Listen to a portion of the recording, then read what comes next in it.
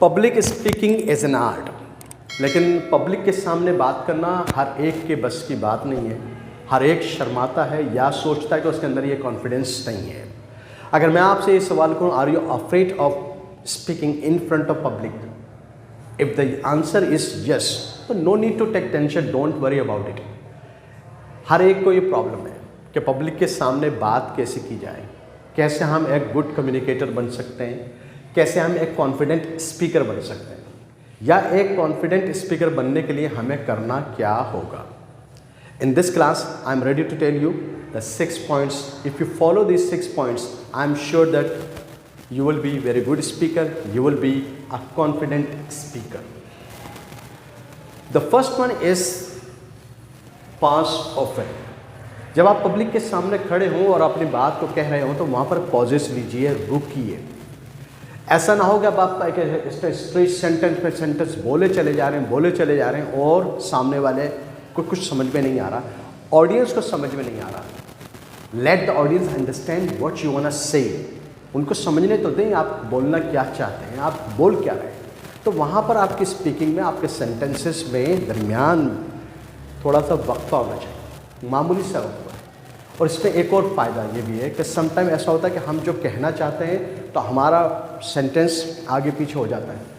आप जब पॉज लेते हैं, जो कि हो सकता है सुनने वालों के लिए, ऑडियंस के लिए, जिसने आपका 1, 2 या 3 लेक्चर अटेंड किए हैं, वो समझेगा कि ये आपकी आदत है। लेकिन आप अपने सेंटेंस को, अपनी मेमोरी को रिकॉल कर रहे हैं और सामने वाला एक अच्छा तासुर लेगा कि आपने तो पॉज लिया था, लेकिन वो pause basically it's your habit, लेकिन यहाँ पर अपने आप सेंटेंसेस को आपने रिपीट किया। तो लिहाजा जब भी आप इस पब्लिक स्पीकिंग कर रहे हो, पब्लिक के सामने बात कर रहे हो, तो वहाँ पर अपने पॉज रखें। The second one is important, cut out filler words. आपने देखा होगा बहुत सारे लोगों को आपने कम्युनिकेशन, चाहे कि वजह टीवी पे किसी मीडिया पर्सन को देखा हो, या किसी एक्टर को, किसी क्रिकेटर को, या किसी भी शख्स को, तो वो यूज़ कर लाइक, यू नो, और इस तरह के फिलर वर्ड्स वो यूज़ करते हैं अपनी कम्युनिकेशन के लिए।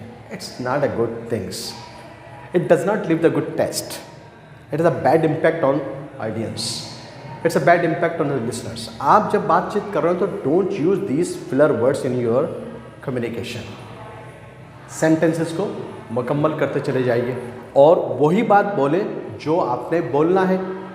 अब अगर आप सहारा लेंगे फिलर वर्ड्स का, तो फिर वो ऐसा लगेगा कि आप किसी एक सेंटेंस को दूसरे सेंटेंस के साथ जोड़ते हुए जा रहे हैं। और इस फिलर वर्ड्स का काम क्या है? कुछ भी काम नहीं है, वो तो कोई अपना ऐसा इम्पैक्ट नहीं दे रहा आपकी कम्युनिकेशन में। लेकिन होता क्या है कि जो लोग बातचीत कर रहे हैं, बस वो just for nothing, you know, like use करते हैं। तो please avoid this filler words in your speaking. The third one is practice out loud, time and again, before going to face the people, before going to come on a stage. आप 1 दिन पहले, 2 दिन पहले या कुछ वक्त पहले उसको प्रैक्टिस करें और थोड़ा लाउड होके बोलें, ताकि आपका जो भी लैक ऑफ कॉन्फिडेंस आप जो फील कर रहे हैं कि यार मेरे अंदर कॉन्फिडेंस नहीं है, पहले तो वो दूर हो, और फिर आपकी बॉडी लैंग्वेज बिल्कुल डिफरेंट हो। When you are coming to face the people, आपको पता हो कि मैंने जो कुछ कहा और जो कुछ कहने जा रहा हूँ, तो मेरी बात को लोग समझेंगे।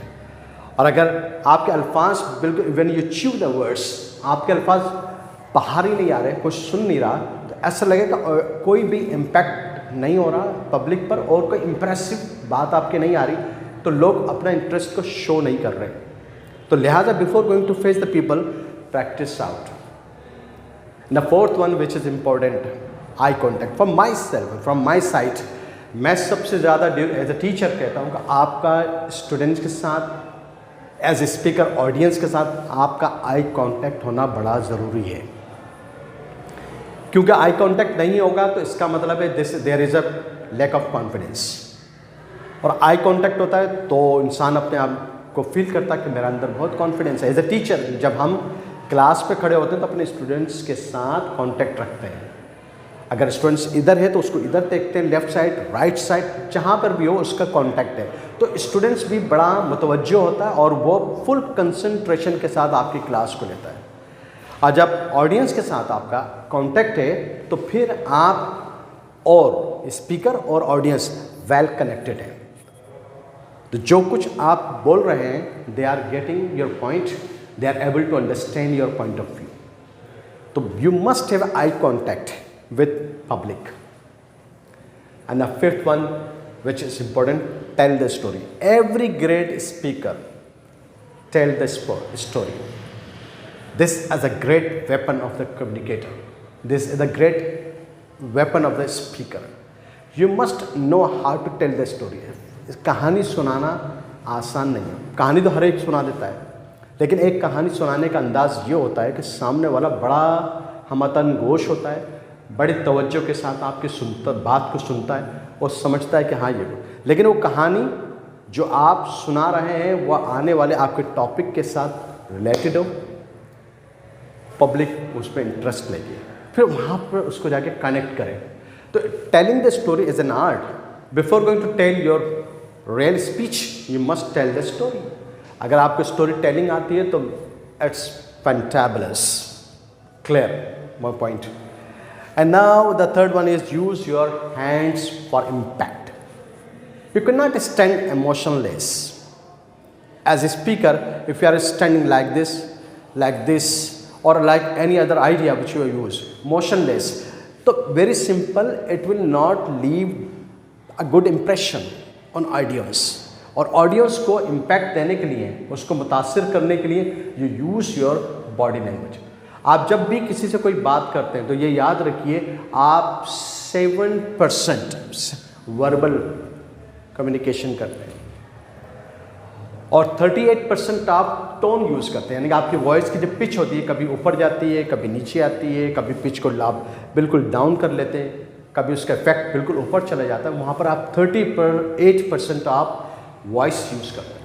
लेकिन जो सबसे इम्पोर्टेंट है वो है कि 55% आप अपनी बॉडी लैंग्वेज को यूज़ करते हैं वैन किसी के साथ जब बात कर रहे होते हैं, या आप एज ए पब्लिक स्पीकर आप बात कर रहे होते हैं, 55% आप अपनी बॉडी लैंग्वेज को यूज़ करते हैं। It means whatever you want to say, तो half comes from your body language. जो कुछ आपने कहा तो वो ये है कि आपका बॉडी लैंग्वेज स्ट्रांग होना आपके कॉन्फिडेंट पुरएतमाद होने की निशानी है। लिहाजा whenever you have the public in front of you, or when you are going to tell any story, any things, or you are going to deliver your lecture, you must use your body language with full confidence. Clear my point? I'm sure that after watching this video, you feel confidence. You will be very good speaker, good communicator. Video पसंद आई है तो like कीजिए, share कीजिए और channel को subscribe कीजिए। Thanks a lot.